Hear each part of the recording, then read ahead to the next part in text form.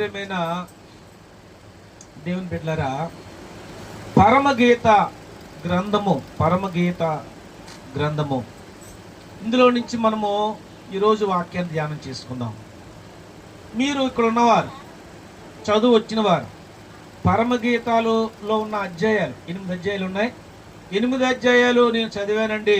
రక్షణ పొందిన దగ్గర నుంచి ఇప్పుడు వరకు, 1 సంవత్సరంలో కాదు, 1 నెలలో కాదు, నువ్వు రక్షణ పొందిన దగ్గర నుంచి ఇంతవరకు పరమగీతాల్లో 1వ అధ్యాయం నుంచి 8వ వచనం వరకు ఆ పుస్తకం చదివానన్నవారు చూపించండి. చదివారా? 1, 2, 3, నాతో 4 కనిపిస్తుంది. ఎక్కడో స్పార్క్ అవుతుందండి. ప్రైజ్ ది లార్డ్, హల్లెలూయా. సరే ఈ పరమగీతాలు పుస్తకము 8 వచనాలు ఉన్నాయి. ఈ 8 వచనాల్లో కూడా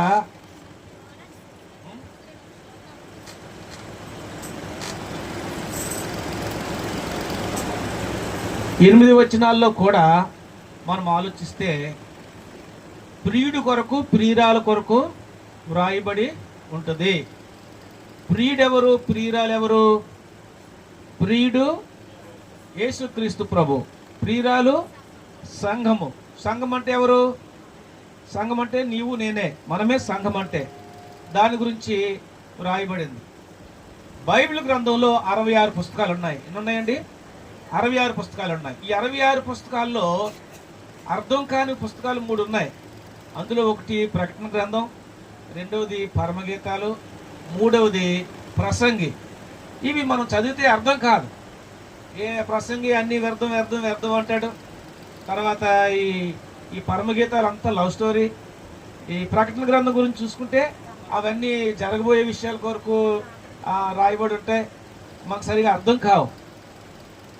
సరే, బైబిల్ పండితులు అన్న మాట ఏంటంటే, రీసెర్చ్ చేసినప్పుడు బైబిల్లో 66 పుస్తకాలు పొందుపరిచినప్పుడు ఈ పరమగీతాలు మనం యాడ్ చేయకూడదు. ఇది పరిశుద్ధ గ్రంథం. ఈ పరిశుద్ధ గ్రంథంలో ఈ పరమగీతాలు యాడ్ చేయకూడదు. ఎందుకంటే అందులో లవ్ స్టోరీ ఉంది. ఒక ప్రియుడు, ప్రియురాలు ఎలా మాట్లాడుకుంటారో, ఎలా వర్ణించుకుంటారో, ఎలా చూసుకుంటారో, ఎలా కౌగులించుకుంటారో, ఎలా మాట్లాడుకుంటారో ఆ విషయాలు ఉన్నాయి. కాబట్టి ఈ విషయాలు ఇందులో పరిశుద్ధ గ్రంథంలో రాయబడకూడదు అని చాలామంది వాదించారంట. కానీ ఆ విషయాలు రాసింది పరిశుద్ధాత్మ దేవుడే రాయించాడు. కాబట్టి అవసరమే సంఘానికి అని చెప్పి చాలామంది చెప్పి ఓటేసి దాన్ని అందులో పొందుపరిచేలాగా చూశారట. దేవుని స్తోత్రం, హల్లెలూయా. కాబట్టి ఈ పరమగీతాలు ఈ పుస్తకంలో మనము ధ్యానం చేసుకున్నాం. పరమగీతము, గీతము అంటే ఏంటి? పాటలు ఎంతమందికి ఇష్టమో చేయొద్దండి. అందరికి ఇష్టమే పాటలు. నీకు ఇష్టమేనమ్మా? Praise the lord. అందరికి ఇష్టమే పాటలు పాడుతూ ఉంటే చక్కగా సంతోషంగా ఉంటుంది. దానికి తగ్గ సంగీతం వాయిస్తుంటే, వాయిద్యాలు వాయిస్తుంటే చాలా సంతోషంగా ఉంటుంది. మనసుకు ఎలా ఉంటుంది? ఉల్లాసం వస్తుందా? సంతోషం. మా డానీ ఇక్కడ ఉన్నప్పుడు పుస్తకం ఎట్టుకునేవాడు. అందరు ముందు పుస్తకం చదవడానికి ఎట్టుకునేవాడు. చెవిలో ఇయర్ ఫోన్స్ ఎట్టువాడు. చెవిలో ఇయర్ ఫోన్స్ ఇలాగని కూడా అన్నమాట. రేపు పుస్తకం ఎదరెట్టుకున్నావు, చదువుతున్నావా, డ్యాన్స్ చేస్తున్నామంటే చదువుతున్నాను, డ్యాన్స్ చేస్తున్నాను. ఆడికి చెవిలో ఏమొస్తుంది? పాట వస్తుంది. ఆ పాటకి, వాయిద్యాలకి ఆడికి శరీరం ఉల్లాసం పొంగి డ్యాన్స్ చేస్తున్నాడు. మాకు చదువుతున్నట్టు లెక్క అనమాట. ఈ పుస్తకం ముందు పెట్టుకుంటే, ఎందులో ఎవరిని మోసం చేస్తావు, మమ్మల్ని మోసం చేస్తున్నావా? ఆ పుస్తకం తీసే చక్కగా ఆ పాట పాడుకుంటూ అందులో నువ్వు ఏదంటున్నావు అది పాడుకు, డాన్స్ అయ్యి కావాలితే ప్రైజ్ లార్డ్, కూర్చోండి అని చెప్పేవారు. ఎవలాంటి వారికైనా, ఎంత ఏజ్డ్ పర్సన్ అయినా, ముసలోళ్ళకైనా సరే సంగీతం ఇష్టమే. సంగీతం ఇష్టం లేదు అన్నవారు ఎవరు ఉండరు. సంగీతం వాయిస్తుంటే చక్కటి సంతోషం వస్తుంది, ఉల్లాసం వస్తుంది, వినసొంపుకుంటారు. కాబట్టి ఈ సంగీతం ఎక్కడ ప్రారంభమైంది అని మనం ఆలోచిస్తే పరలోకంలోనే సంగీతం ప్రారంభమైంది. ఈ భూమి సృష్టించక ముందే పరలోకములో కోట్లాది దేవదూతలు దేవుణ్ణి స్తుతించేవారు. పరిశుద్ధుడు పరిశుద్ధుడు పరిశుద్ధుడు గాన ప్రతిగానాలతో. యెషయా ఆ విషయాలు రాస్తాడు. గాన ప్రతిగానాలతో పరలోకం దద్దరిల్లేలాగా ప్రభువును స్తుతించేవారు. ఆయన ధవళ సింహాసనం మీద ఆసీనుడై ఉంటే కోట్లాది దేవదూతలు ప్రభుని స్తుతించేవారు. అందులో ప్రధాన దేవదూత లూసిఫర్ ప్రభుని చక్కగా ఆరాధించి గణపరిచేవారు. కాబట్టి ఈ రోజుల్లో ఇప్పుడు మనము దేవుని ఆరాధించడానికి వాడే ఆ ఇన్స్ట్రుమెంట్స్ లేక వాయిద్యాలు, ఆ సంగీతం, అపవాది ఎందుకు పోయాడు? అపవాది పట్టిపోయి క్లబ్ డ్యాన్సుల్లోనూ, సినిమాల్లోనూ కదా, సీరియల్స్లోనూ, జోక్స్కి, ప్రజలు ఉల్లాసం పొందడానికి దానికి వాడుకుంటున్నాడు. అపవాదికి హ్యాండ్ఓవర్ అయిపోయింది ఈ సంగీతం. ప్రైజ్ ది లార్డ్, హల్లెలూయా. దేని బిడ్డలారా, సంగీతము, పాటలు చాలా అవసరం.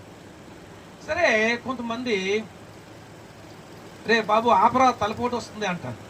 సంగీతం వింటే ఇంతవరకు మనం ఉల్లాసం వస్తుందని విన్నాం కదా, తలపోటు వస్తుందా బాబు? తలపోటు ఆపరా బాబు అంటారు. సంగీతం స్వరం లేక బాగా పాడకపోయినా, దానికి తగ్గట్టు వాయిద్యాలు వాయించకపోయినా ఏమొస్తుందమ్మా? కోకిల్లా పాడవలసిన పాటని అదొకలాగా బొంగుగా పాడారు అనుకోండి, నా అలాంటి గొంతుకు సరి రాదు. పాడితే ఎలా ఉంటుంది? బాబు ఆపు, బాబు ఆపు ఆపు, పాడక తలపోటు వచ్చేస్తుంది అంటారా? ప్రైజ్ ది లార్డ్, హల్లెలూయా. సరే, మొత్తానికి వాయిద్యము, స్వరము అనేది చాలా ప్రాముఖ్యమైనది. కీర్తనలో 81వ కీర్తన 1వ వచనం, 2వ వచనం, 3వ వచనం చదువుతారా? మనకు బలమయ్యున్న దేవునికి ఆనందగానము చేయుడి, యాకోబు దేవుని బట్టి ఉత్సాహ ధ్వని చేయుడి, కీర్తన ఎత్తుడి, ఆ గిలక తప్పిటి పట్టుకుని స్వరమండలమును, మనోహరమైన సితారాను వాయించుడి, అమావాస్య నాడు కొమ్ము ఊదుడి, మనము పండుగ ఆచరించు దినమగు పున్నము నాడు కొమ్ము ఊదుడి. దేవుని స్తోత్రం, హల్లెలూయా. కీర్తనకారుడు ఏం చెప్తున్నాడు? చక్కగా బలమైన దేవునికి మీరు ఉత్సాహంతో పాటలు పాడి సంతోషంగా గానము చేయండి. ఉత్సాహంగా ప్రభుని స్తుతించాలి. ప్రభుని స్తుతించడానికే దేవుని మందిరానికి వచ్చాం. ప్రభుని ఆరాధించాలి. సంతోషంతో చప్పట్లు కొట్టి దేవుణ్ణి పొగుడుతూ ఆరాధిస్తూ ఆ పాటలో ఉన్న అర్థాన్ని గ్రహిస్తూ మనం గంతులు వేయాలి. ఫారినర్స్ అయితే పాటలు పాడేవారు డ్యాన్స్ లేసి పాడతారట. నాకు తెలియదు, ఈ మామూలుగా చూస్తాం కదా పాటలు, వాళ్ళు సాంగ్స్ వింటున్నప్పుడు అంత ఉత్సాహం ఎందుకు? ప్రభువుని స్తుతిస్తున్నాం, దేవుని సన్నిధిలో మనము ఆరాధిస్తూ పాడుతున్నాం అని వాళ్ళు పాడతారు. బైబిల్ గ్రంథంలో దావీదు కూడా ఏం చేస్తాడు? నాట్యమాడి ప్రభుని స్తుతిస్తాడు, తన్మయత్వం చెందుతాడు. నేను రాజునన్న విషయాన్ని మర్చిపోయి డ్యాన్స్ చేస్తాడు. ఆ డ్యాన్స్ చేస్తుంటే తన భార్య ఏమనుకుంది? తన హృదయంలో హీనపరుచుకుందంట. ఎవరు ఆవిడ? మేకాలు హీనపరుచుకుని ఒక రాజు అయ్యుండి ఏంటి ఇలాగా నువ్వు అలగా వాడుగా డ్యాన్స్ చేస్తున్నావు ఈదుల్లో అనుకుంది మనసులో. దానికి ప్రతిఫలంగా దేవుడు ఏం చేశాడు? ఆమె గర్భఫలం లేదు, గర్భాన్ని మూసాడట, బైబిల్లో రాయబడి ఉంది. సరే, ఇక్కడ మనము చూస్తున్నాం అమావాస్య నాడు అని ఉంది. అమావాస్య నాడు కొమ్ము ఊదుడి, మనము పండుగ ఆచరించు పున్నము దినమగు పున్నము నాడు కొమ్ము ఊదుడి. కొమ్ము ఊదాలి. కొమ్ము ఊదడం అంటే ఏంటి? బోర ఊదడం. ఆ రోజుల్లో పాత కాలంలో ఆ కొమ్మునే బోరగా వాయించి ఊదేవాడు. దేవుడు మోషేకి ఒక నక్సీ పనితో ఒక బోర్ను చేయమన్నాడు. చూడండి, సంఖ్యాకాండం 10వ అధ్యాయంలో 1 నుంచి 9 వచనాలు చదివితే దేవుడు ఏం చెప్పాడు అంటే, యెహోవా మోషేకు ఇలాగూ సెలవిచ్చెను, నీవు 2 వెండి బోరలను చేయించుకోము. చాలు, ఇంకెన్ని చదివితే మన టైం ఎక్కువైపోతుంది కాబట్టి నేను చెప్పను. ఆ 1 నుంచి 9 వచనాలు చదివితే బోర్లు చేయించమన్నాడు. ఆ బోర్లు ఓదమన్నాడు. చూడండి, మనకి స్కూల్కి వెళ్ళే టీచర్స్ ఎవరైనా ఉన్నారు? పరిమళ టీచర్స్ చేస్తుంది. టీచర్స్కి స్కూల్ పిల్లలకు తెలుస్తుంది. బెల్ల వాయిస్తారు. బెల్ల వాయిస్తే ఆ శబ్దం బట్టి పిల్లలు ఏం చేస్తారు? ఫాలో అవుతారు. లోపలికి వెళ్ళడానికి ఒక రకమైన బెల్ల మోగుతుంది. ఆ బెల్ల మోగిస్తారు, పిల్లలందరూ సులభమైన లోపలికి ఎక్కడెక్కడ ఉన్న వాళ్ళు కూడా స్కూల్కి వెళ్ళిపోతారు. లేక ఇంటర్వెల్ బయటకు వచ్చేయడానికి ఒక బెల్లం, ఒక రకమైన బెల్లం అవుతుంది. ఆ శబ్దాన్ని బట్టి ఆ బెల్లను ఫాలో అవుతూ బయటకు వచ్చేస్తారు. లేక first period, second period, third period, ఆ బెల్లం శబ్దం పెట్టి పిల్లలు ఫాలో అవుతూ ఉంటారు. అలాగే గడియారం కూడా టైం ఎంత అయిందో అక్కడ అందులో శబ్దం వినిపిస్తుంది. ఒకటైతే డంగ్ అని మోగుతుంది, రెండైతే 2 సార్లు మోగుతుంది, అలాగా మోగుతుంది. టైంను తెలియజేస్తుంది ఆ గడియారం శబ్దం కూడా. ఇక్కడ మోషేకి దేవుడిచ్చిన ఆజ్ఞ ఏంటంటే, నువ్వు బోర ఊదినప్పుడు సైన్యము అలర్ట్ అవుతుంది. యుద్ధానికి సిద్ధంగా ఉండవలసిన బోర ఒక రకమైన ఒక రకమైన శబ్దం వస్తుంది. యుద్ధం ఆపేస్తున్నాం అనడానికి ఒక రకమైన శబ్దం, లేక తూర్పు పక్కన సైన్యం కదలాలి అనడానికి ఒక రకమైన శబ్దం వస్తుంది. ఇలాగ రకరకాలు ఆ బోర శబ్దాన్ని బట్టి, ఆ ధ్వనిని బట్టి సైన్యము ముందుకు కదులుతుందంట. హల్లెలూయా. దానికి ఆ బోరను ఊదమన్నాడు. మన స్వరాన్ని బట్టే ఆ యొక్క మాటలేటో మనకి అర్థమైపోద్ది కదా. ఆ స్వరం ఎలాగుంటే దాన్ని బట్టి మనం ధ్వని గమనించగలము. హల్లెలూయా. కాబట్టి ప్రియమైన బిడ్డలారా, మనం ఆలోచించాలి. సరే, ఇక్కడ మనము ఆలోచిస్తే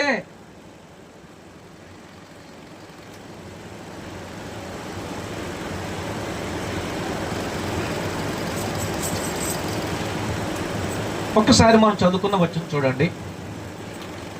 6వ అధ్యాయము 10వ వచనంలో ఏమనుంది? సంధ్యారాగము చూపొట్టుచు చంద్రబింబమంతా అందము గలదై. చాలు, ఇక్కడ చంద్రబింబమంతా అందము గలదై.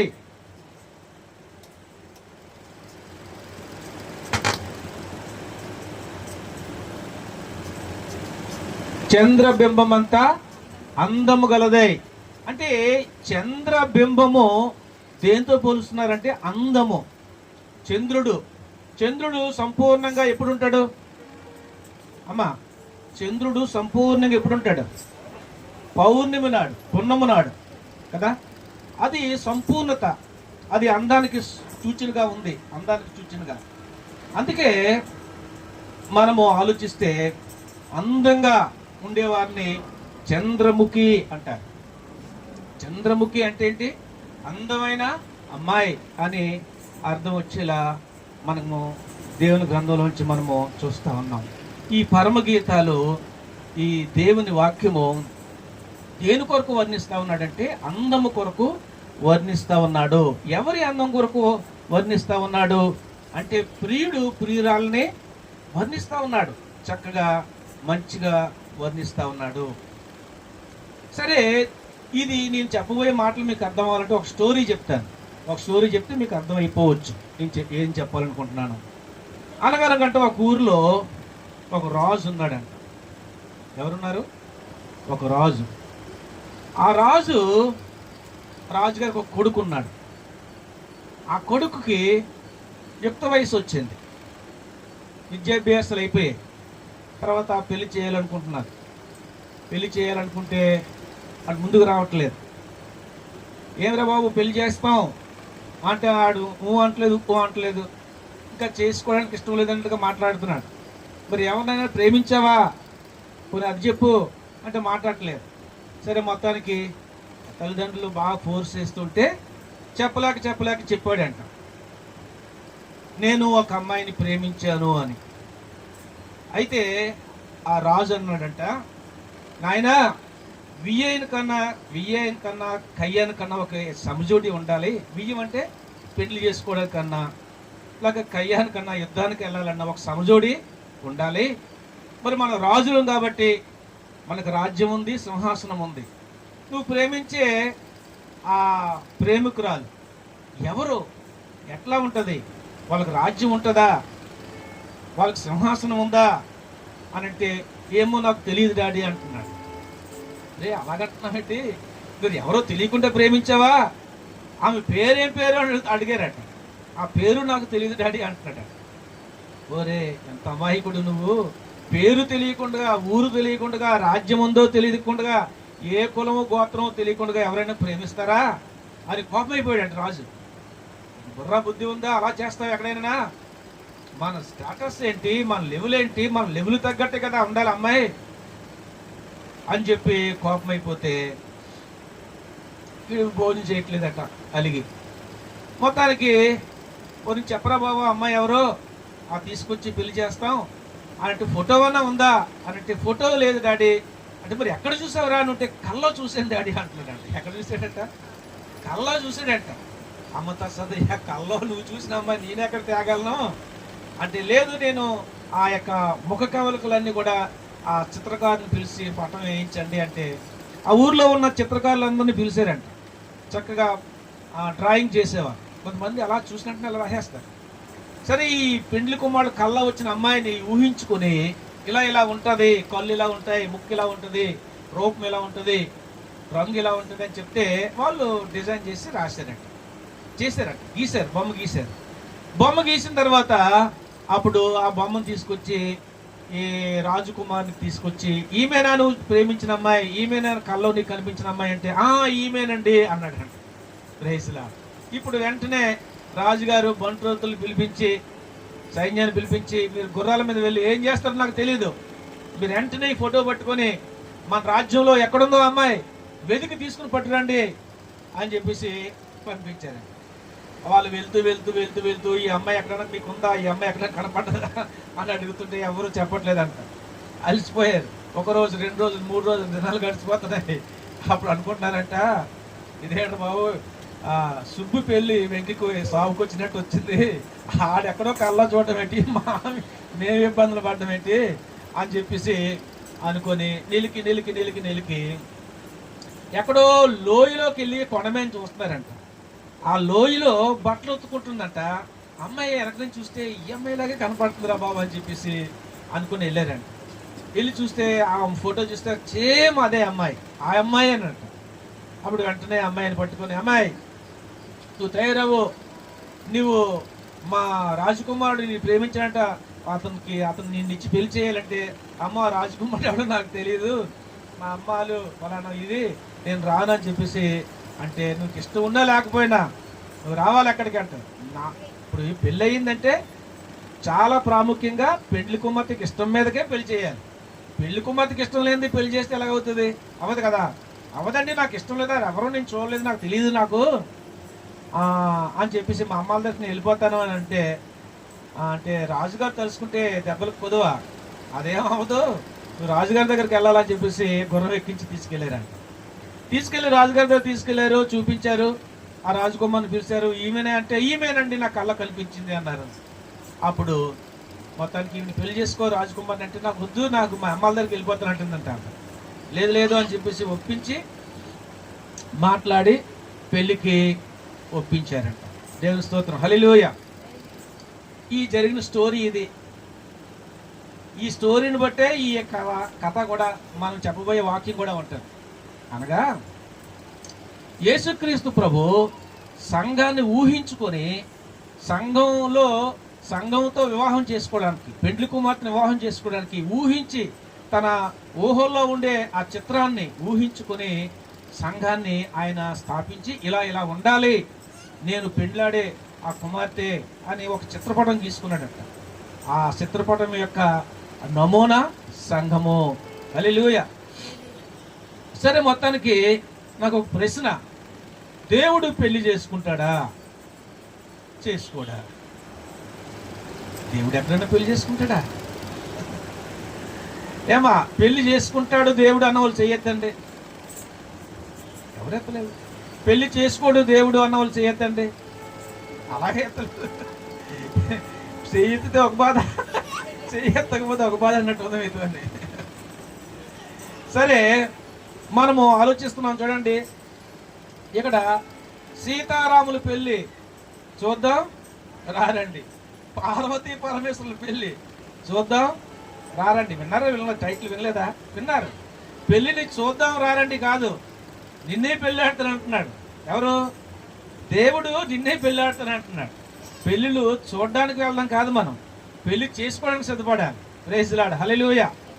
మరి ఆ దేవాది దేవుని సృష్టికర్తని వివాహం చేసుకోవడానికి సంఘము ముస్తాబవుతా ఉంది, అలంకరించబడతా ఉంది, సిద్ధపడతా ఉంది, ఆమెలో ఉన్న లోటుపాట్లు సవరించుకుంటా ఉంది, ప్రభువుకి ఇష్టంగా మలచబడతా ఉంది. దేవుని స్తోత్రం చెప్తారా? హల్లెలూయా. దేవునికి ఇష్టంగా మనము మార్చబడాలి. ఆయన ఎలాంటి గొప్ప దేవుడు, ఎలాంటి ప్రేమ గలవాడో మనం అర్థం చేసుకుంటూ మనం ముందుకు వెళ్ళాలి. మొత్తానికి ప్రియ దేవుని బిడ్డలారా, దేవాది దేవుడు తన స్వరక్తం ఇచ్చి సంపాదించిన సంఘము, తన ప్రాణం పెట్టి, తన రక్తం ఇచ్చి ప్రాణం పెట్టి కొనుక్కున్న సంఘం కొరకు ఆయన ఎదురు చూస్తున్నాడు. ఆ సంఘం కొరకు, ఆ సంఘము ఈ భూలోకములో సిద్ధపడతా ఉంది. ఒకరోజు ప్రభు రాకడలో సంఘం ఎత్తబడుతుంది. ఆ సంఘము ప్రభు పక్కన నిలబడవలసి ఉంది. ఆ ప్రభు పక్కన నిలబడ్డ ఆ సంఘము ఎంత ధన్యురాలండి, ధన్యురాలే కదా. ప్రైజ్ ది లార్డ్, హల్లెలూయా. పెళ్లికి వచ్చిన వాళ్ళు ప్రాముఖ్యమా, లేక ఆ పెండ్లి కుమారుడు పక్కన కూర్చుండే ఆ వధువు చాలా ప్రాముఖ్యమైందా? చూడడానికి చాలా మంది వస్తారు, కానీ పెండ్లి కుమార్తె ప్రాముఖ్యమైంది. సరే, అందరి చూపులు ఎవరి మీద ఉంటాయి? పెండ్లి కూతురు మీద ఉంటాయి. పెండ్లి కూతుర్ని చూస్తారు, ఆలోచిస్తారు, మొత్తానికి సిద్ధపడతారు. ప్రతిని బిడ్డలారా, పెండ్లి కుమార్తె ఒకవేళ ఎంగేజ్మెంట్ అయింది, నిశ్చితార్థం అయింది కదా, పెండ్లి కుమార్తె యొక్క ఆలోచనలు ఎవరి మీద ఉంటాయి? హలో, ఎవరి మీద ఉంటాయి? పెళ్లి కొడుకు మీద ఉంటాయి. ఎవరినైతే వివాహం చేసుకుంటుందో ఆ వివాహం చేసుకునే పెళ్లి కొడుకు మీద తన యొక్క మనసు అంతా ఉంటుంది, ఆలోచనలు అంతా ఉంటాయి. ఆయన తన హృదయంలో తలపోచుకుంటూ జీవిస్తుంది. మన సంఘం కూడా మన ప్రభువుని అట్లాగా ఆరాధిస్తూ ఆయన నామాన్ని హెచ్చిస్తూ, ఘనపరుస్తూ, మహింపరుస్తూ, ఆయనకి ఇష్టంగా మార్చబడతా ఈ భూలోకంలో సంఘము సిద్ధపడాలి అని ప్రభు పేట మీకు మనవి చేస్తా ఉన్నాను. కాబట్టి మనం ఆలోచిస్తే సంఘము ఒక మంచి అందమైన కన్యకగా సిద్ధపడాలి.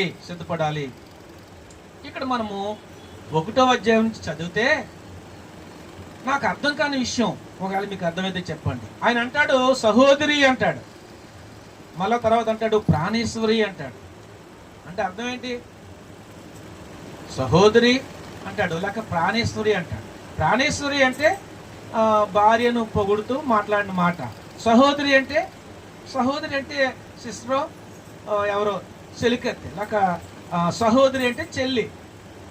ఎవరైనా సరే ప్రేమికుడు ఒక అమ్మాయిని పట్టుకొని ఓ 2 రోజులు 3 రోజులు చెల్లి అని, తర్వాత నా భార్య అని ప్రేయస్సులని పొగిడితే అబ్బాయిని ఏమంటారు? అలా చూస్తున్నారేంటి, ఈయనకి ఏం బుర్రేం పని చేస్తుందా లేదా అంటారు కదా, అనరా?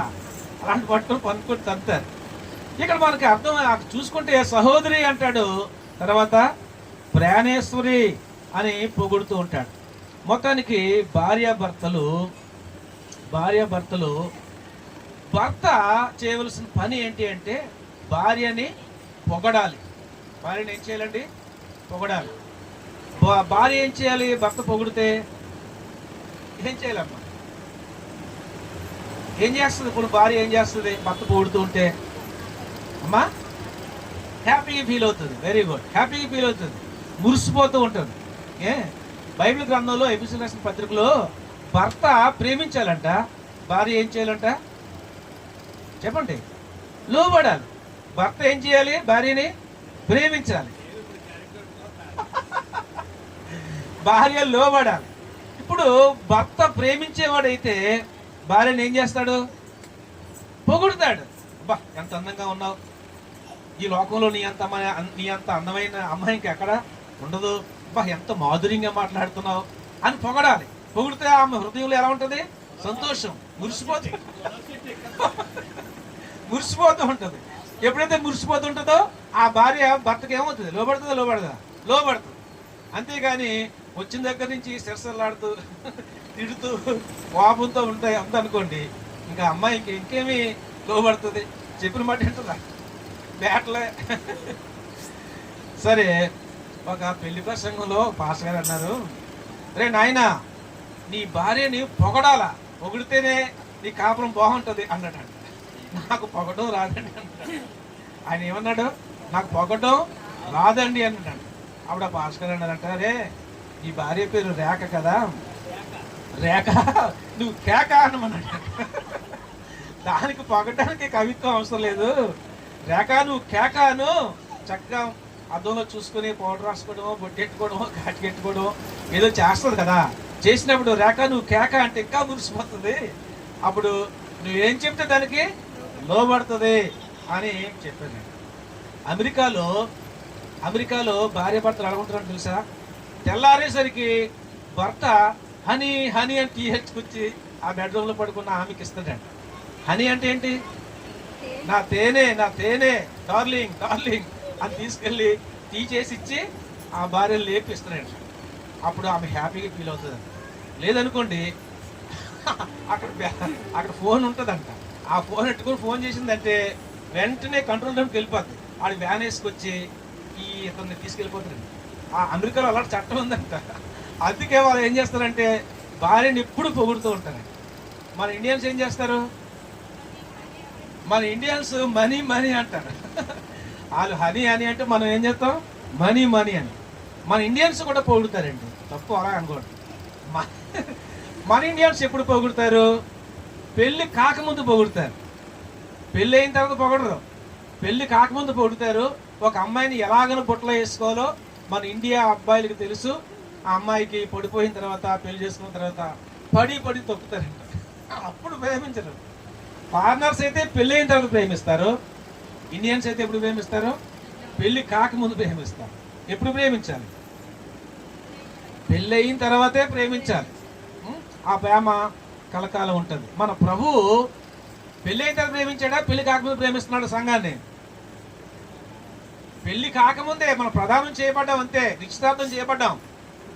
మనము సంఘము ఆయన ప్రదానం చేసుకుని వెళ్ళిపోయాడు. సంఘాన్ని స్థాపించి వెళ్ళిపోయాడు. మన సంఘము యొక్క ఊహలు, ఆలోచనలు, తలంపులు మన ప్రభువు మీద ఉండాలి.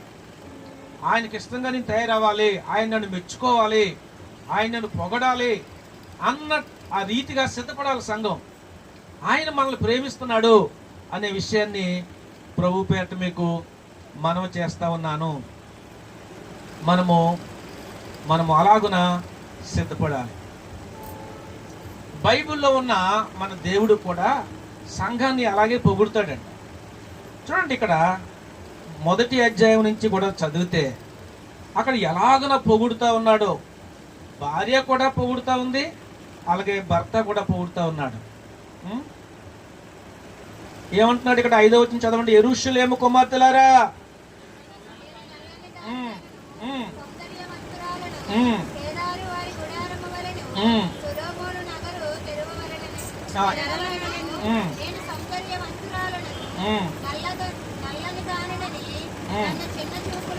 చూడకూడదు. ఇవన్నీ కూడా పెళ్లి కుమార్తె గురించి ఉంది. పెళ్లి కొడుకు గురించి కూడా ఎక్కడో ఉంటది. అంటే ఆ పెళ్లి కుమార్తె పెళ్లి కుమారుని ఎలాగున వర్ణిస్తా ఉందో.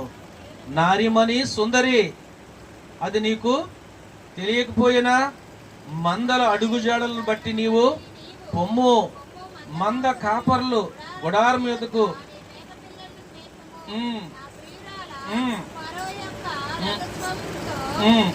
నిన్ను పోలుస్తును ఆభరణముల చేత చున్నది. చాలు. ఇక్కడ ఎలాగ చదివితే పెండ్లి కుమారుడు లేక ఆ రాజు రాణిని ఏం చేస్తున్నాడు? పొగుడుతా ఉన్నాడు, వర్ణిస్తా ఉన్నాడు, వివరిస్తా ఉన్నాడు. అప్పుడు ఆయన చాలా ముగ్ధుడవుతాడు. ఇంకా ఎక్కువగా సంఘాన్ని ప్రేమిస్తాడు, సంఘం కొరకు ప్రాణం పెడతాడు. ఓ పాస్టర్ గారు అన్నారు, భార్యాభర్తల కాపురం కలకాలం ఉండాలంటే భార్య గుడ్డుదై ఉండాలంట, భర్త మీకు తెలిసిపోయింది. ఈ మాటలు విన్నట్టున్నారు మీరు ఎక్కడో. భర్త ఎలా ఉండాలంట? చెవిటోళ్ళలాగా ఉండాలంట. అంటే దాని అర్థం ఏంటి? భర్త గుడ్డిదానిలాగా ఉందనుకోండి, బండి మీదో కారు మీదో తీసుకెళ్తాడు. ఆ జ్యువెలరీ షాప్ చుట్టూ తిప్పినా, లేకపోతే ఆ సిఎంఆర్ చుట్టూ తిప్పినా ఆ బట్టలు కనిపించవు, ఆభరణాలు కనిపించవు, ఏం అడగదు, తొందరగా ఇంటికి తీసుకొచ్చేస్తాడు. ఏ సమస్య ఉండదు. భర్త చెవిటోడు అనుకోండి, భార్య భోజనం పెట్టింటే కూర్చొని ఏమండి నాకు చీర కావాలి, నగలు కావాలని అడగదు. కూర్చొని అలా మాట్లాడుతూ భోజనం చేస్తుంటే, ఏమండి అలా పక్కింటోళ్ళు మంచి ఫ్రిడ్జ్ కొనుక్కున్నారు, వాళ్ళు కొనుక్కుంటే నీకు కావాలని అడగచ్చు కదా. అలాగ అడగరు. వాళ్ళు అలా కొనుక్కున్నారు, ఆ మంచి చీర తీసుకుందండి అని రకరకాలు, లేకపోతే మంచి డైమండ్ నెక్లెస్ తీసుకుందండి అంటే అర్థం ఏంటి? అది నాకు కావాలి అని అర్థం. దేవుని స్తోత్రం, హల్లెలూయా.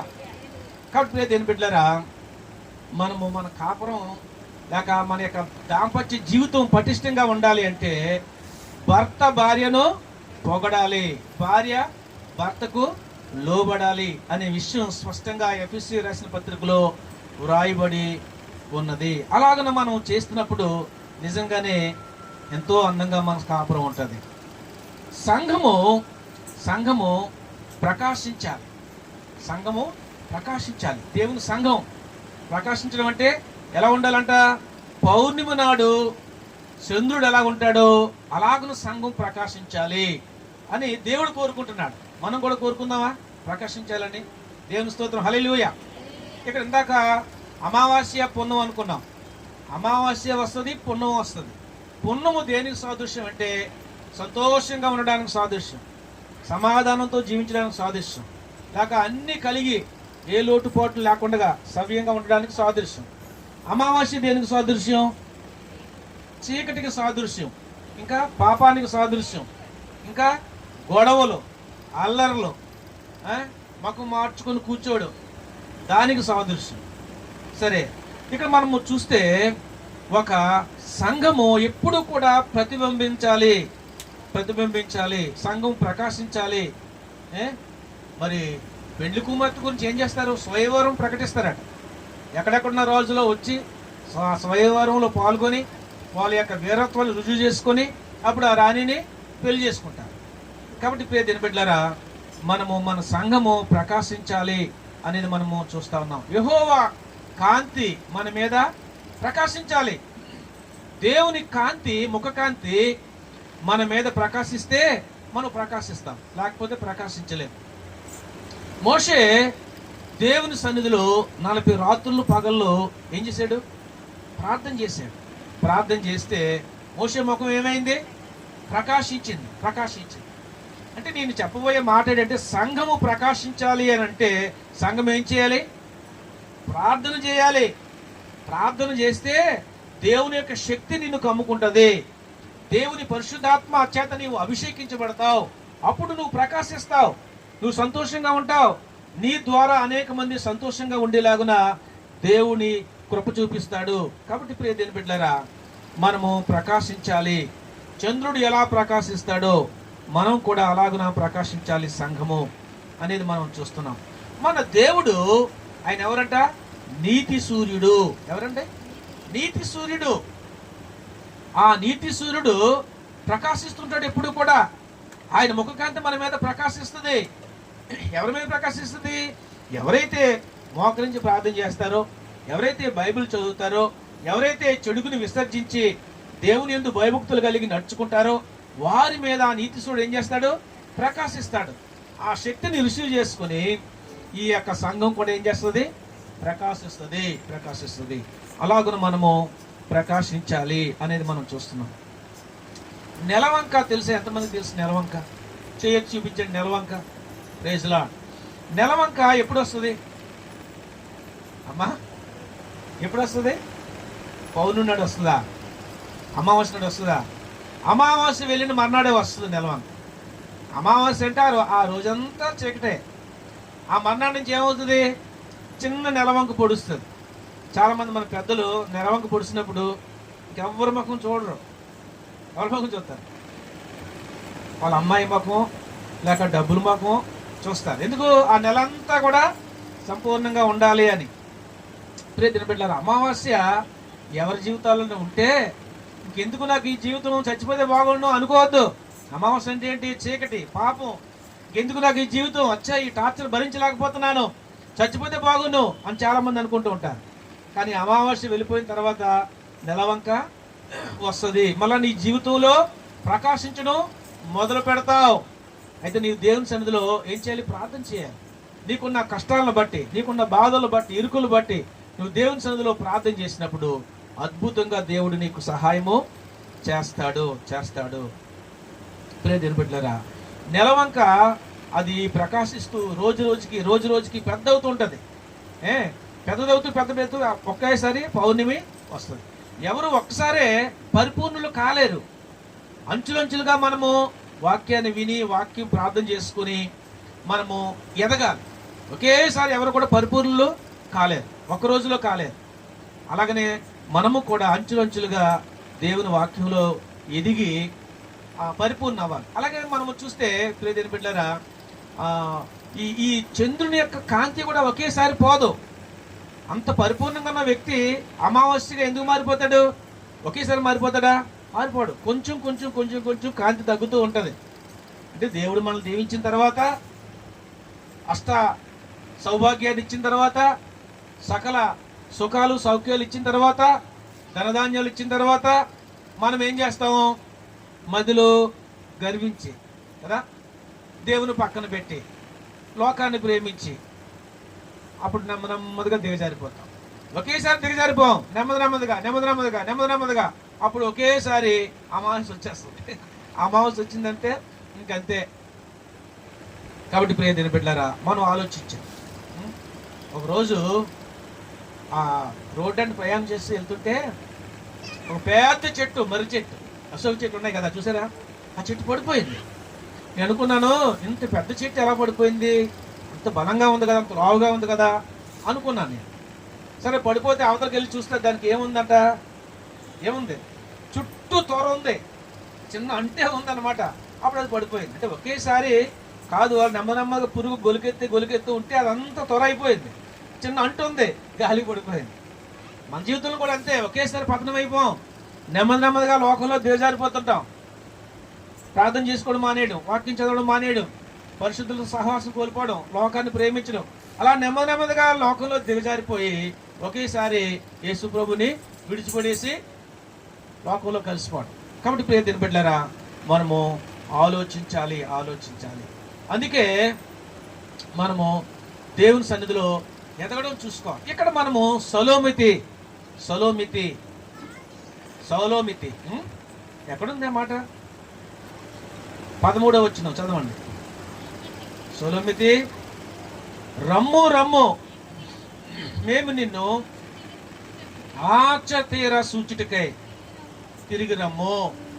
చాలు. ఇక్కడ ఈ గ్రంథంలో ఈ సలోమితి అనే ముందు ఏం చేసుకున్నారట? ఆశ తీర చూసుకున్నారు. మా జాగ్రత్తగా వినాలి ఈ మాటలు. ఏమమ్మా? ఆశ తీర ఏం చేసుకున్నారట? చూసుకున్నారు. కంటితో చూసుకున్నారు. కంటి చూపుల్లో కూడా చాలా తేడాలు ఉంటాయి. ఏమమ్మా? చూపులో తేడాలు ఉంటాయా? వారు చూపులు, అచూతో చూసిన చూపులు, ప్రేమతో చూసిన చూపులు తేడా లేదా? చూపు తేడా ఉంటుంది. వీళ్ళు మొదట చూచుకున్నారు, తర్వాత ఏం చేసుకున్నారు? పొగుడుకున్నారు. ఒకరిని బట్టి ఒకరు అభినందించుకున్నారు, పొగుడుకున్నారు. తర్వాత ఏం చేసుకున్నారు? వారు అభినందించుకున్న తర్వాత వాళ్ళు విందుశాలకు వెళ్ళారు. ఎక్కడికి వెళ్ళారు? విందుశాలకు వెళ్ళారు. ఈ రాయబడ్డ మాటలు ఈ గ్రంథంలో. తర్వాత వాళ్ళు కౌగులించుకున్నారు. తర్వాత వాళ్ళు ఒక్కటిగా కలిసి జీవించడానికి ఇష్టపడ్డారు. అలాగే మనము చూస్తే ఎంతగానో ప్రేమించి ఆ ప్రియుడు పొగుడుతుంది. 10,000 మందిలో నువ్వు అతి సుందరుడువు, నా చాలా పొగుడుతూ అంటూ ఒక రోజు రాత్రి తన పడక గదిలో చూస్తే అంతగా పొగిడి ప్రేమించిన భర్త కనిపించట్లేదంట. ఏమర్థమైందమ్మా? తన భర్త బెడ్రూమ్లో ఉన్న భర్త ఏమేమలేదు, అర్ధరాత్రికి చూస్తే లేడంట. లేకపోతే తీటి కంగారు పడిపోయిందంట. కంగారు పడిపోయి ఎంతో సుకుమారంగా ఉన్న అమ్మాయి తలుపు తీసుకుని బయటకు వచ్చిందంట. ఆవిడ కష్టపడడం తెలదు, ఎందుకంటే సుకుమారంగా ఆ భర్త చూసుకుంటున్నాడు. చూస్తే ఈదులో చీకటిగా ఉంది, అయినా సరే చీకటిని ఛేదించి వెళ్తా ఉందంట. అందరిని అడుగుతుందంట, నా ప్రియుడు కనిపించాడా? ఆయన ఇలాగుంటాడు అని చెప్పేసి అని ఊరంతా తిరిగి అరణ్యంలో కూడా వెళ్తుందంట. రాళ్ళు, తొప్పులు, ముళ్ళు కూడా ఉన్నాయని చూసుకోకుండా వెళ్ళి నిలుగుతా ఉందంట. అంటే ఆవిడకి ఏమొచ్చిందని అర్థం? అమావాస్య వచ్చింది కాబట్టి తన ప్రియుడు కనిపించలేదు, దూరం అయిపోయాడు. తర్వాత ఆమె వెదికి కష్టపడి కనుక్కున్న తర్వాత ఎంతో సంతోషించి వారు కౌగులించుకున్నారు. అప్పుడు పౌర్ణమి వచ్చింది. అది నేను చెప్పాలనుకున్న మాట. మీకు అర్థమవుతుందా? ఈ మాటలు అర్థమవుతున్నాయా? ప్రైజ్ లార్డ్, హల్లెలూయా. కానీ కొన్నిసార్లు మనం దేవునికి దూరం అయిపోతూ ఉంటాం. దేవుడు నా ప్రార్థన ఆలకించలేదు అన్నట్టు ఉంటాం. కానీ తర్వాత మరలా తిరిగి మనము ఆయన పొందుకున్న తర్వాత మనం ఎంతో సంతోషిస్తాము అనే మాట మనం చూస్తా ఉన్నాం. సరే చూడండి, ఇక్కడ మరొక విషయాన్ని మీకు చెప్పాలని, ఆమె వెతికినప్పుడు ఆ సలోమితి ఎంత సంతోషించుంటది. అదే పౌర్ణమి. అలాగే సంఘము, ఒక విశ్వాసి లేక భక్తులు కూడా వారి జీవితాల్లో అమావాస్య ఉంటది, అలాగే పౌర్ణమి కూడా ఉంటది అని మనము జ్ఞాపకము చేసుకోవాలి. సలోమితి ఎలాగైతే కష్టపడి వెతికి తన ప్రియుని కనుగొందో, సంఘముగా మనము కూడా ఎక్కువగా ప్రార్థన చేసి దేవుని యొక్క మహిమను పొందుకోవాలి. ప్రార్థన ద్వారా ఒక వాక్యం ద్వారా దేవుని యొక్క మహిమను మనము పొందుకోవాలి. పొందుకున్నప్పుడు మనము చాలా సంతోషిస్తాం. చూడండి, సంఘ పరిస్థితులు మనం ఆలోచిస్తే, సంఘము ఆదిమ సంఘము ఎట్లా ఉండేది? చాలా అద్భుతం కదా. పేతురు, యోహాను, యాకోబులు, పేతురు లేచి నిలబడి వాక్యం ప్రకటిస్తే ఎంతమంది రక్షణ పొందారు? 3,000 మంది. ఒకసారి 4,000 మంది రక్షణ పొందారు. దెయ్యాలు వెళ్ళిపోయి రోగులు స్వస్థత పొందేవారు. ప్రజలు చాలా మంది బాప్తిస్మ ఇచ్చి యోహాను దగ్గర లైన్ కట్టేవారు. దేనికి? బాప్తిసాలు పొందడానికి. సంఘం అభివృద్ధి పొందుతా ఉంది. అది దేనికి సాదృశ్యం? పౌర్ణమికి సాదృశ్యం. చెప్పండి, మీరు మాట్లాడలేదు ఎవరు? ఏమ్మా, అది దేనికి సాదృశ్యం? పౌర్ణమికి సాదృశ్యం. సంఘం విస్తరిస్తూ ఉంటే, అద్భుతాలు జరుగుతూ ఉంటే, ప్రజలు సంఘంలోకి చేర్చబడుతూ ఉంటే అది దేనికి సాదృశ్యం? పౌర్ణమికి సాదృశ్యం. పౌర్ణమికి. సరే, సంఘంలో కూడా 1వ శతాబ్దంలో సంఘం ప్రారంభించినప్పుడు 120 మందితో ప్రారంభించబడిన సంఘము అంచులంచులుగా 3,000 మంది, 4,000 మంది బాప్తిస్మలు పొంది అద్భుతంగా సంఘం విస్తరించింది. ఎప్పుడు పౌర్ణమి ఉంటుందా? అమావాస్య వస్తుంది కదా. మరి ఎప్పుడు వచ్చింది సంఘానికి అమావాస్య? కన్నా చెప్పు. అమావాస్య వచ్చింది. వాళ్ళందరూ అనుకున్నారు ఇంక యెరూషలేం దేవాలయంలో మేము ప్రభువుని ఆరాధిస్తూ ఇక్కడే ఉండిపోదాం, ఈ అద్భుతాలు చూసుకుంటూ అనుకున్నారు. కానీ సంఘానికి శ్రమలు స్టార్ట్ అయ్యాయి. ఆ రోమా సామ్రాజ్యం కొట్టిన వాళ్ళందరూ దొరికిన వాళ్ళ కొట్టేస్తున్నారు, సోమ చదగొడేస్తున్నారు. సంఘం ఏమైపోయిందట? చెదిరిపోయింది. చెట్టు పెట్ట చెదిరిపోయారు. అదేంటది? సంఘానికి అమావాస్య. కొన్నిసార్లు అమావాస్య వస్తాయి అంటే కష్టం వస్తుంది. ప్రతి విశ్వాసి జీవితంలో కూడా నిరుత్సాహపడకూడదు. దానికి మనం ఎదురు నిలబడి ప్రార్థన చేసుకొని మనం జయించాలి.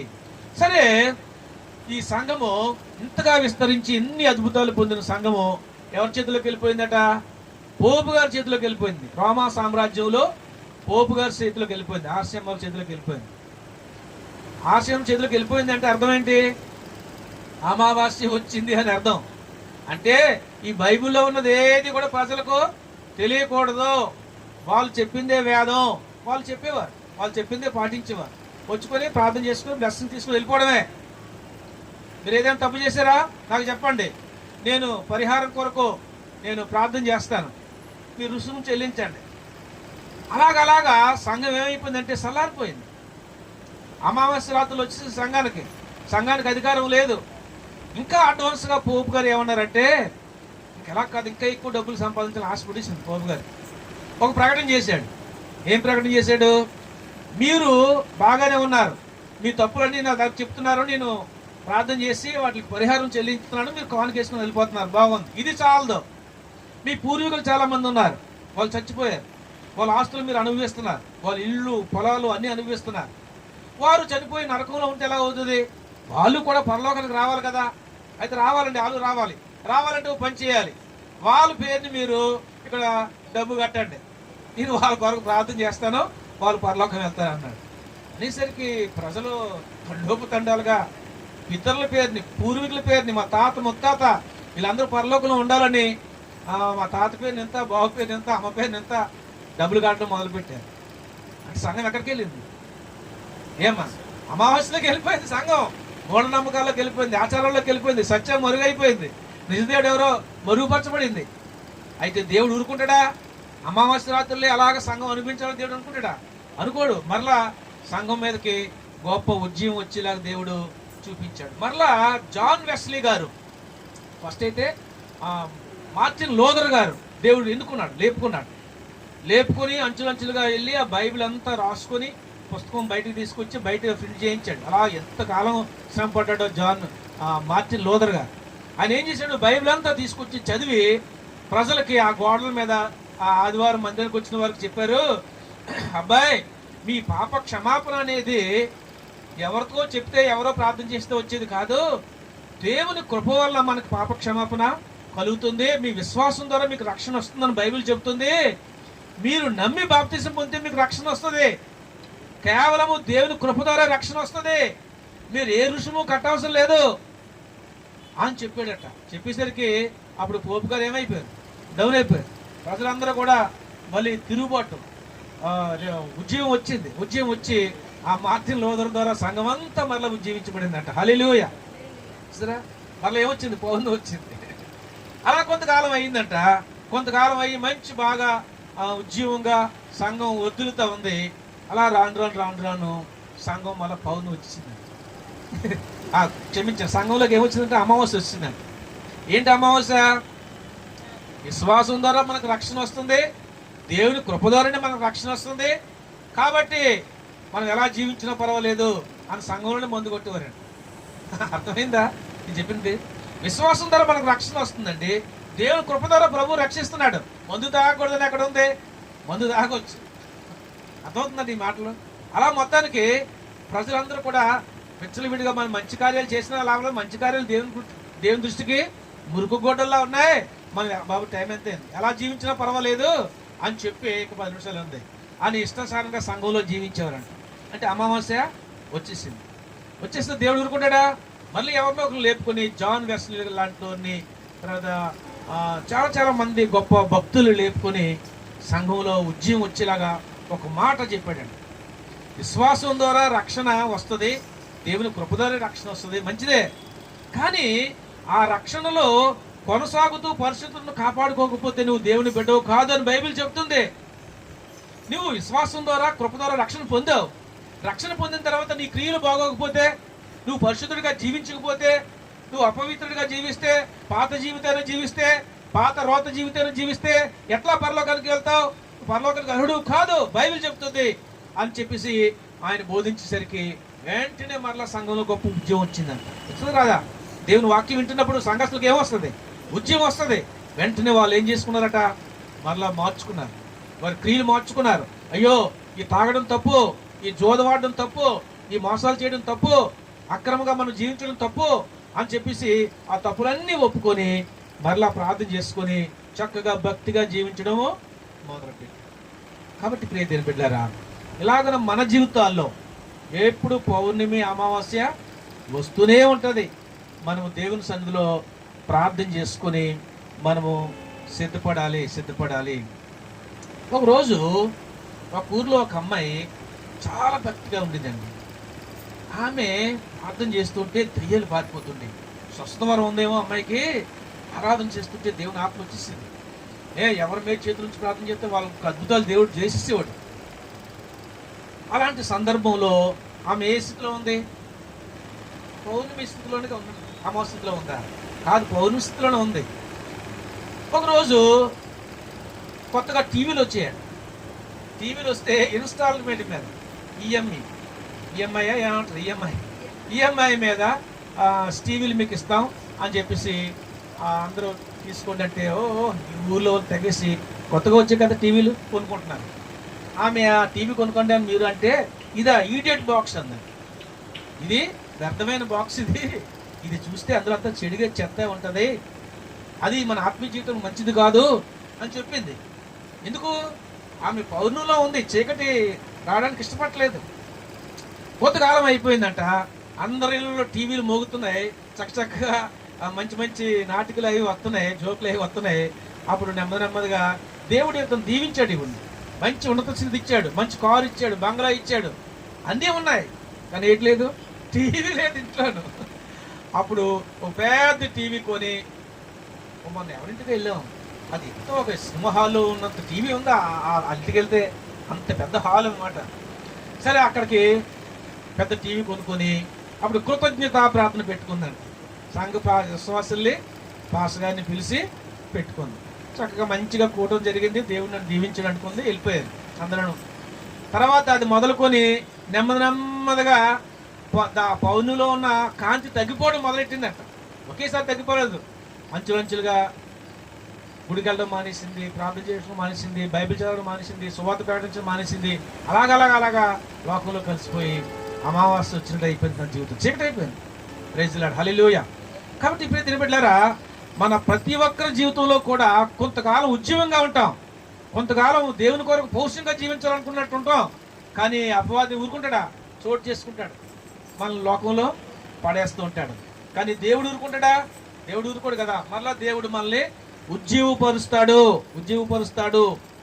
దావీదు జీవితంలో చూడండి, దావీదు ఒకరోజు దేవుని సన్నిధిలో ఆయనకు దాహం వేస్తూ ఉంటే అన్నాడు, తన దగ్గర మంచి బలాఢ్యులు ఉన్నారు, యోవాబు లాంటి వారు, సైన్యాధిపతులు ఉండి ఆ శత్రువు దగ్గర బాగుంది, నీళ్ళు తీసుకురమ్మన్నాడు, దాహం వేస్తున్నాడు.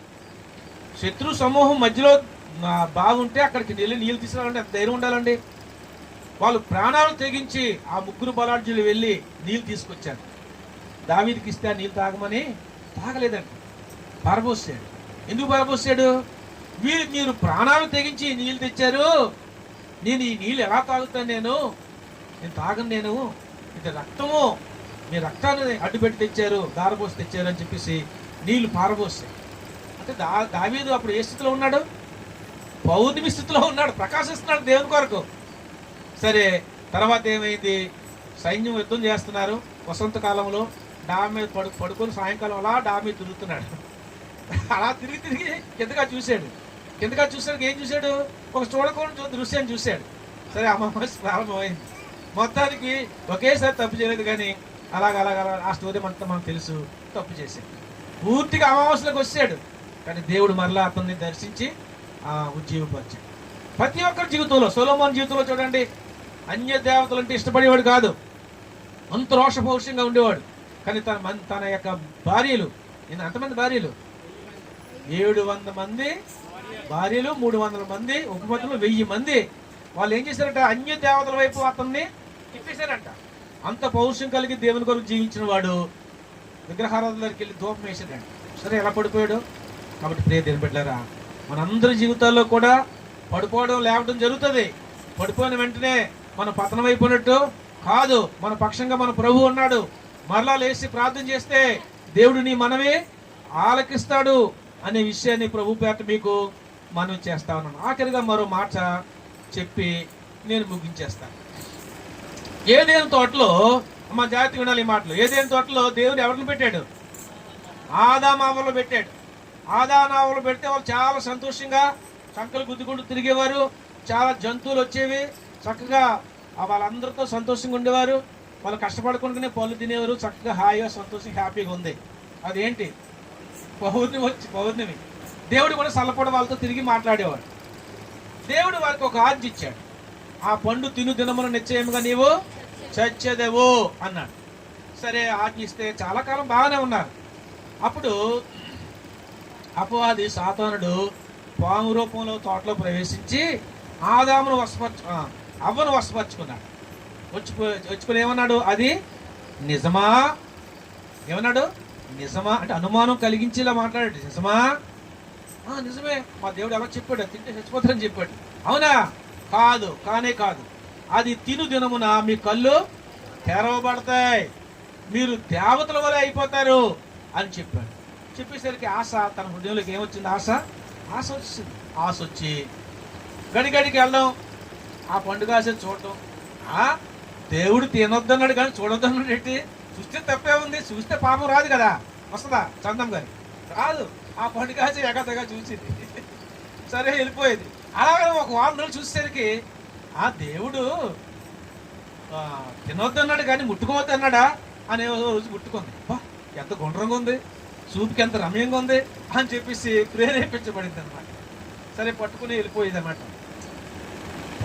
పట్టుకున్నాను కానీ దేవుడు తినొద్దన్నాడు కానీ తెంపొద్దన్నాడు ఏంటి? తెంపొద్దనలేదు కదా అని తెంపుకుందాను. తెంపుకొని ఒళ్ళు ఎట్టుకొని అటు ఇటు ఆడుకొని చేసిందండి. కొంతకాలం అయిన తర్వాత దేవుడు తినొద్దన్నాడు కానీ వాసన చూడొద్దన్నాడు ఏంటి అని వాసన చూస్తుంది. ఎలా మందో తిని ముందు ఏం చేస్తారు? తినే ముందు వాసన చూస్తారు కొంతమంది. వాసన చూసిందంట. వాసన చూసేసరికి అప్పుడు అనుకుందంట, దేవుడు తినొద్దు అన్నాడు కానీ కొరకొద్దు అన్నాడు. ఏంటి కొరుకుదాం, మళ్ళీ కూసేద్దాం, ఎలాగుందో టేస్ట్ చూద్దాం అని చెప్పి కొరికిందంట. కొరికేసరికి అప్పుడు టెంప్ట్ అయిపోయింది. ఆవిడ కొరికిన తర్వాత ఆ ఓట నెమ్మదిగా అందులో ఉంది, కూసేద్దాం అనుకుంటుంది.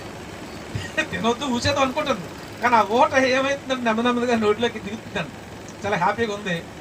ఓన్లే ఇంతవరకు వచ్చింది కదా అని తినేసింది అనుకుందంట. ఎలాగా తినేసాం మరి నిండా ముళ్ళు సరేంటి అని పండు తినేసాడు. ఆ తర్వాత ఇంకో కొన్ని పళ్ళు కూర్చుని తిన్నదండి. అప్పటికి తన హృదయంలో గలిబిలైపోయింది. అయ్యో, దేవుడు తినొద్దన్న పండు తిన్నా, నేను తింటే చచ్చిపోతాడని దేవుడు చెప్పాడు. దేవుడి మాట అబద్ధం కాదు, కరెక్టే, నేను చచ్చిపోతాను అని డిసైడ్ అయిపోయింది. తన హృదయంలో తన కడుపులో కూడా వికారంగా ఉండడం, వాంతులు అవడం ప్రారంభించింది.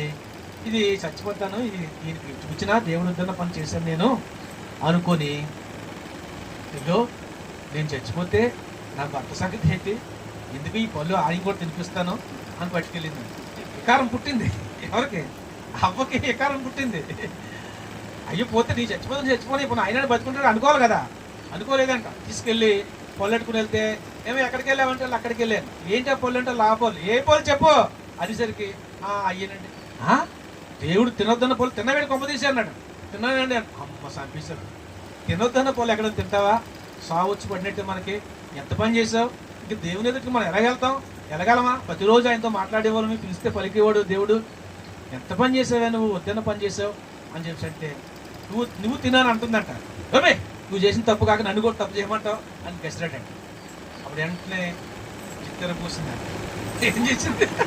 చిత్తర పోసి, అంతేలే మేమంటే మీకు ఇష్టం ఉండదు, నేను చెప్తే ఇంకో భార్యను చేసుకుందామని నీకుంద మనసులో, అందుకే తిన్నట్టున్నావు అని పెట్టిందంట టార్చర్.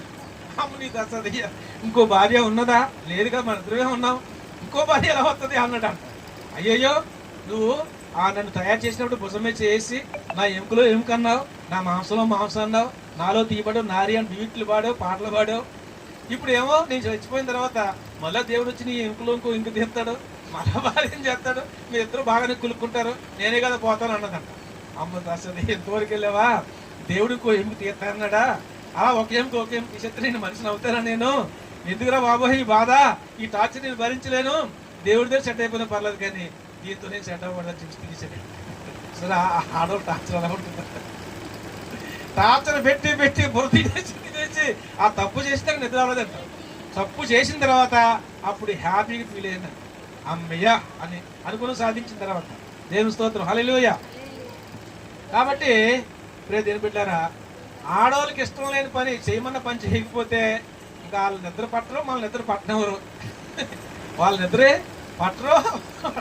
వాళ్ళు ఎక్కడికైనా వెళ్దామన్నారు అనుకోండి, వాళ్ళ దగ్గరికి వెళ్దామంటే వాళ్ళు చెప్తే రెడీగా, అంతకంటే ముందే ఎప్పుడు తుడిచేస్తారో ఎప్పుడు ఉండేస్తారో తెలియదు, రెడీగా ఉంటారు. వాళ్ళకి వెళ్ళకూడదు అనుకున్నారు అనుకోండి, తయారవరు. ఏమీ తయారవ్వలేదు, ఏం వంటలేదు, ఏంటి టైం అయిపోతుందంటే నాకు నీరసంగా ఉందండి. సరే అంతే, నీరసం అంత అన్నదంటే ఇంకంతే మంచం ఎక్కిసినట్టే. ఎన్ని హాస్పిటల్ తీసుకెళ్ళా నీరసం ఏంటిదో మనకు తెలదు, ఎన్ని ఎక్స్రేలు తీసినా, ఎన్ని బ్లడ్ టెస్టులు తీసినా అది బయట పడుతుందా? నీరసం అంటే అంతే. ఇలాంటివన్నీ కూడా భార్య భర్తలో దేవుడు పెట్టాడు. కాబట్టి భార్య భర్తలు సంతోషంగా ఉండాలంటే ఒకరినొకరు పొగుడుకోవాలి, ఒకరినొకరు అభినందించుకోవాలి, ఒకరొకరు మెచ్చుకోవాలి. చెడ్డదాన్ని చూసి డిసప్పాయింట్ అవ్వకూడదు. ఒకరు తప్పు చేసినప్పుడు క్షమించాలి. అప్పుడు వెంటనే వాళ్ళు ఏమో పశ్చాత్తాపం వస్తుంది, రెండోసారి తప్పు చేయకుండా వాళ్ళు జాగ్రత్త పడతారు. ఈ విధంగా చేయాలి. అయితే దేవుడు మొట్టమొదటి జడ్జిమెంట్ ఎక్కడిచ్చాడంటావు? మనకి బైబిల్లో మోషే లా ఉంటుంది. మోజెస్ లా అంటే మోషే కాలంలో లా ప్రారంభమైంది. కానీ దేవుడు ముందే కోర్టులో పెట్టాడు. ఏంటి పెట్టాడు? లా పెట్టాడు. ఎప్పుడైతే తప్పు చేశారో దేవుడు అన్నాడు, ఆదామా అంటే కనిపించడం, మాట్లాడటం.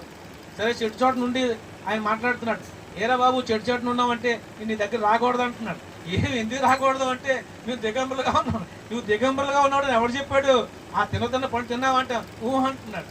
సరే, మొత్తానికి వచ్చేసరికి వాళ్ళు ఏం కప్పుకున్నారండి? వాళ్ళు దిశమొదలు కనపడకుండా ఆకులు కప్పుకున్నారు. ఒరే పోరంపోకి హెదల్లారా, ఈ ఆకులు కప్పుకుంటే ఎండగాసింది అనుకుంటే ఎండిపోతుంది, అలా మామూలుగా మీ దిశమొదలు కనపడుతుంది అని ఒక గొర్రెని వధించి అప్పుడు మంచి లెదర్ జీన్ ప్యాంటు, జీన్ షర్ట్లు ఇచ్చిన దేవుని స్తోత్రం చెప్పండి, హల్లెలూయా. దేవుడు ఎంత ప్రేమ కలవాడండి.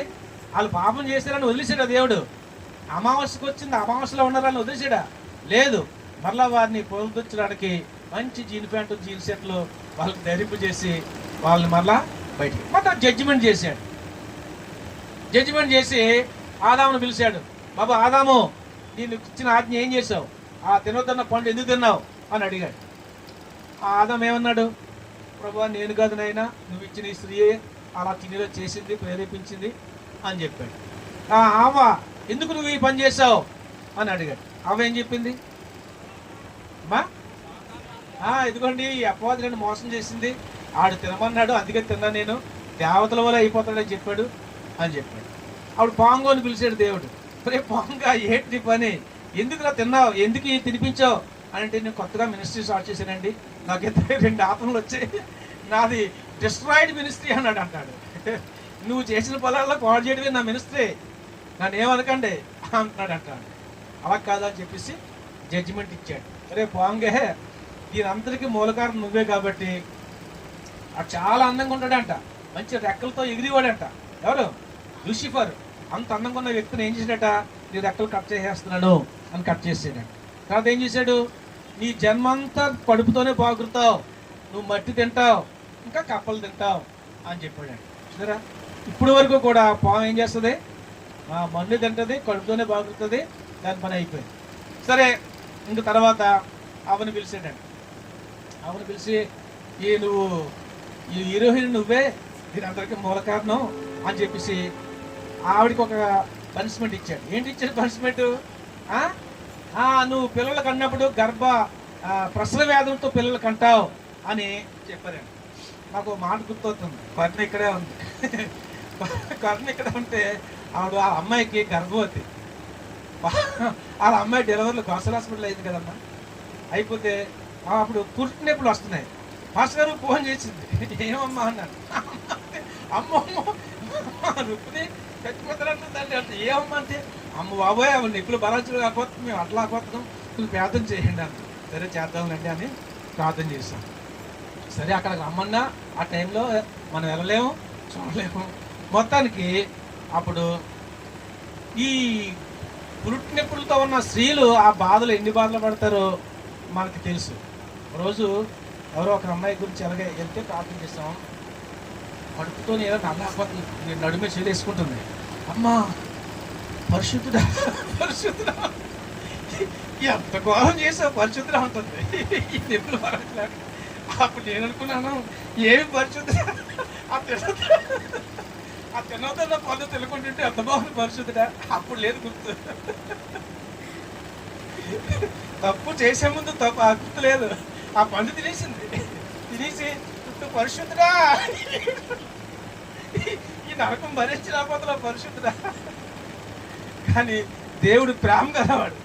ఆ ప్రసవ వ్యాధుల్లో కూడా దేవుడు చక్కటి బిడ్డనిచ్చి ఆ నిప్పులన్నీ మర్చిపోయేలాగా మరి సంతోషాన్ని ఇస్తాడు. దేవుని స్తోత్రం, హల్లెలూయా. మరి అమ్మను పిలిచాడు, ఆదామును పిలిచాడు. ఆదామును పిలిచి ఏమన్నాడు?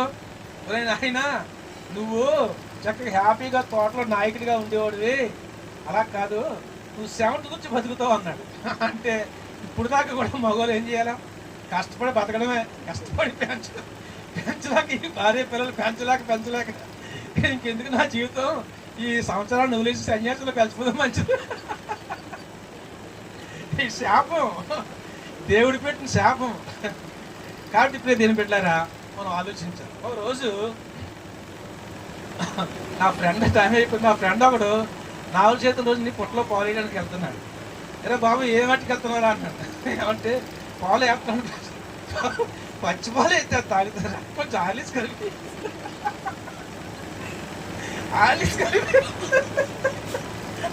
కూర్చొని పాస్ గారు మీరు బలే అనుకోవాలి. ఓ బాబు ఆ పాము కూడా మన కొంప ఉంచేసాడు. ఈ రోజు మనకి ఇన్ని తిప్పలు రావాలి కాదు, పాము కూడా అది ప్రపంచానికి తెలదు, దానికి కాలేజ్ గుర్తించి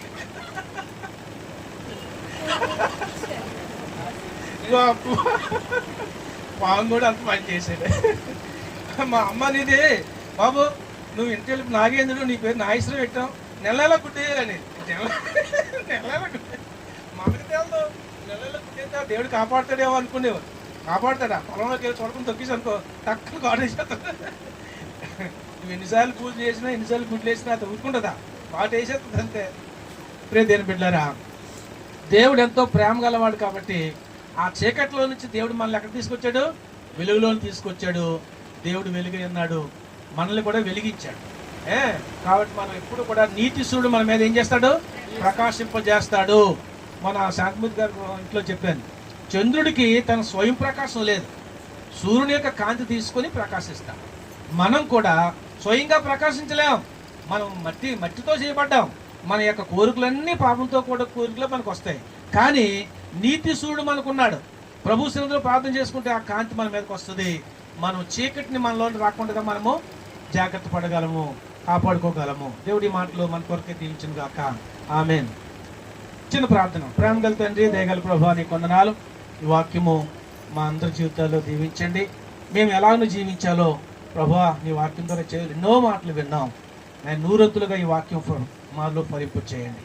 మీరే మహిమ పొందమని యేసు నామములో ప్రార్థిస్తున్నాం తండ్రి. ఆమేన్.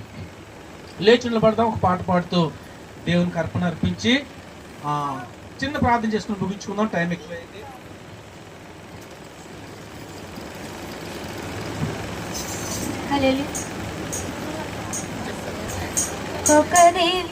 శుక్రవారం మా కరుణ ఇంటికాడ ప్రార్థన చెప్పింది. శుక్రవారం ఆ పని చేయండి. అందరూ కూడా శుక్రవారం కరుణ ఇంటికాడ ప్రార్థన.